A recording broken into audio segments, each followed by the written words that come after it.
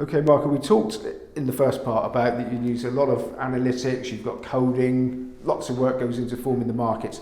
The maths can maths be accurate enough? But there's no way of calculating into your figures luck or human error, or is there? No, math per definition will create a model, and a model, that's actually the name of it, is not the truth.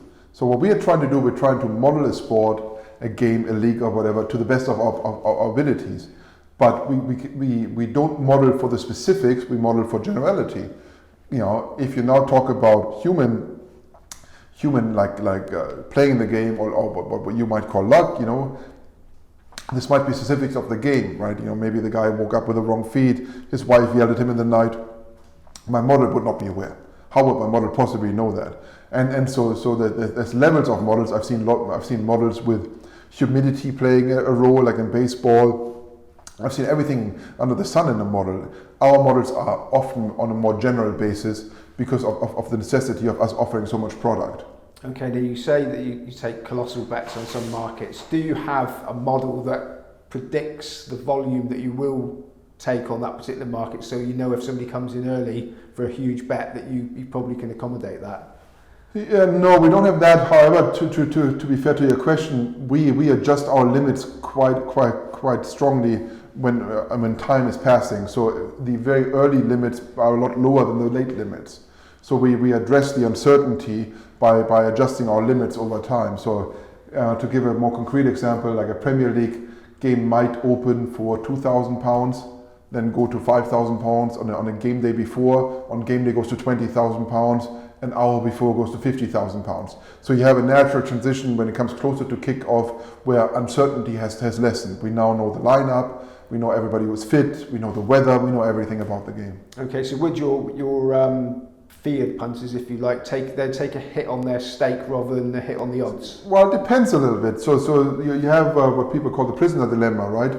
Everybody might know the information that somebody's injured, but the question is like, how much do you want to get paid for it? Are you happy playing for 500 quid, or do you want to wait for 5,000 quid? And what happens if somebody else takes the information before? Then it's worthless. So that's why the professional punters, guard their information as much as they would guard their child's, right? To not give out any information beforehand, because they need to get down size. If you think about professional punters, some might not work alone, they might work in a team, they might have a database guy, an IT guy. That means they actually have cost attached to it. So just placing 2,000 quid might not be sufficient for them to make cost. So they need to wait until they can play 20,000 or 30,000 quid. Okay, and then another thing that you've said is that the market almost always out-trumps the traders. Now that would probably put a fear of God into the traders. Should be looking over their shoulder? I believe that markets are incredibly strong, absolutely incredibly strong. And if you don't know the information that's moving the market, it's probably not good to fight the market.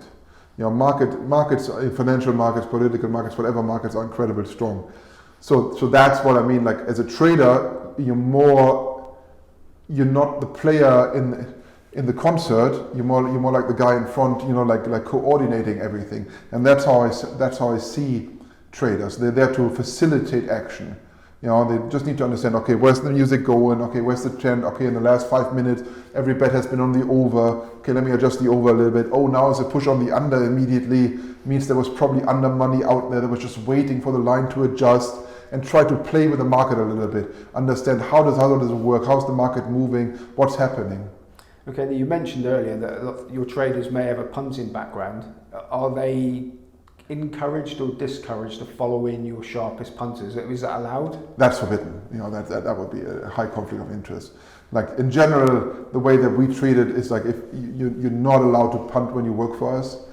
There might be a few exceptions on big events that might not be your sport. Like if you're a tennis trader and you want to punt on the World Cup, so be it, right? But in general, it's highly discouraged. Okay, now I've also heard you say, so I keep quoting you, some of your most successful football traders with a decade's experience couldn't tell you what team is top of the league. Now, how does that work? That is 100% true. They wouldn't even know a player in the league. They are very, very good at understanding the market dynamics for the league. And they have a lot of respect for the winning punters in the league, the people with the information, the people who do the research, the people who know the inside and out, and how this all factors in. It might be hard to believe when you come from the pure punting world, because it's the opposite. But for us, it's being part of the market that exists and leading that market and understanding. Okay, now there's a trend coming this way, and I can jump ahead of the trend, or I know what's happening. Right? Everybody pushed on Tottenham all day long, but I know there's Manchester City money out there. And I know it's going to come now. And if you start understanding this a little bit, you're starting to actually play the role of a trader to a best degree. Okay, now another phrase that I learned for the first time was super forecasters. Now, you don't stop anybody betting with you, don't close anybody down. Correct. So is there not a fear that all these super forecasters are going to come up with the same outcome and you're going to have a massively lopsided book? No, not really, because what we will do is, like, after every wager, we will automatically adjust the line.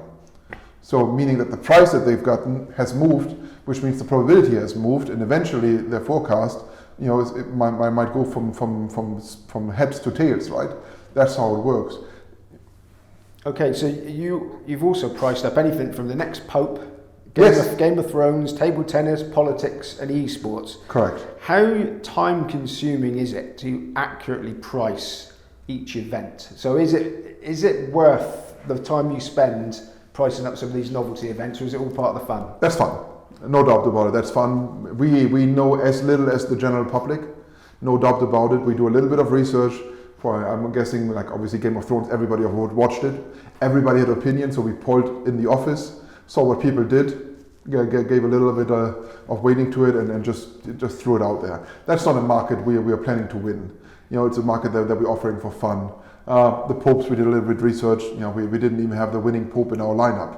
I think we offered 16 popes or 24 popes, and it was none of the 16 and 24. That shows you how good of research we've done. When you talk about esports, there's a ton of work going into that. I have like 30 people just working on esports. Yeah, the esports have been for quite some time been touted as the next big betting thing. It doesn't appear to have happened in the UK, but I mean, you're a global firm. So how big is esports? It's our fourth biggest sport. So absolutely massive. So yeah, I mean, it's interesting for me to see that for some regions, for some bookmakers, it hasn't taken on at all. And then I know several other bookmakers where it's taken off completely. And it's hard for me to really say why is that, or what I do think is going to happen. The further we go along in time, the more people are going to grow up with esports. That's the reality. I mean, there's people now who grew up and are going to become 30 who never knew a world where esports doesn't exist. And that's what they like to watch. And do you have professional punters that are making it pay backing on esports? Yeah, very few, but they do exist. I think even the syndicates have been slow to adapting, but the syndicates need market size. So if the market ever grows bigger, I'm sure somebody will not say no to free money. Okay, now you're talking about free money. You've covered it really when you say that these markets are for fun. But the Pope, the Game of Thrones, there are people that are going to know the result before everybody else knows the result. So, I mean, what safeguards do you have to ensure that you don't get tucked up there? We have a ton of safeguards around liability. So if we would accrue too much liability on a certain outcome, the betting would be taken offline, and a trader would have to review it. Basically, yeah, exactly what you say. Somebody would know the answer. I mean, in the Pope, it's a little bit different, but in Game of Thrones, 100%, and that's certainly what happened at the end. I mean, I used to offer a lot of Oscar betting, and I got very disenchanted with the Oscars because I knew every single outcome before. And not because I'm so smart, it's because somebody who knew the information betted into us. And do those people get a yellow card? They should, I don't give them a yellow card because to me it's fair game. I mean, they're not doing anything illegal, right? They're just betting information that I don't have into the market. Now, what is the hardest market or sport to beat the punters on? Ooh. Surprisingly, like the big markets are surprisingly hard, like a Premier League or whatever. It's just because the information density is so high and everybody knows everything about it. It's surprisingly hard. But then again, in the smaller leagues, right, we have zero information, but so does everybody else. I mean, who really knows what's happening in Thailand second division, right? We try to almost keep things on a level playing field by adjusting the margins and the limits to harmonize it a little bit over the entire structure. Okay, now you've developed a way of almost finishing up with the perfect odds for an event. When you see competitors wildly, well, are definitely out of sync. Do you not feel tempted to make them pay for their mistakes? Yeah, I am, but it's too much work for me to do it. It's not lucrative for us. I would need to hire somebody. I would need to start opening accounts. I would need to do like all the paperwork and all setting this up to place a few wagers. It's not lucrative for me. Yeah, so you wouldn't be like a predatory company sometimes. Well, the way that we do it is by hopefully somebody taking an arbitrage between us and the bookmaker, right? And basically they will pocket the profits, which is nice, either. And have to do the work by setting up the accounts. Maybe they get kicked out by the competitor, but at least I don't have to do it myself. Yeah, and there's no hedging or anything similar to hedging involved in your markets? We used to, but we stopped hedging actively probably a decade ago. Now it's all done through trading. We try to move the markets in a certain way that other people would take the arbitrage or would take the value bet or whatever it is to what people would call hedging. Okay, and finally, I imagine it's a very high pressure business. It's okay. I mean, yeah, it is high pressure, but on the other hand, it's a fun job. You're dealing with interesting people. You're trying to get a good product out. I quite enjoy it. And I've been doing it for a long time. I got a good team with me. I'm not alone. Keeping the good fight going. Okay, so Marco BLUME, thank you very much. Thank you very much. Appreciate it.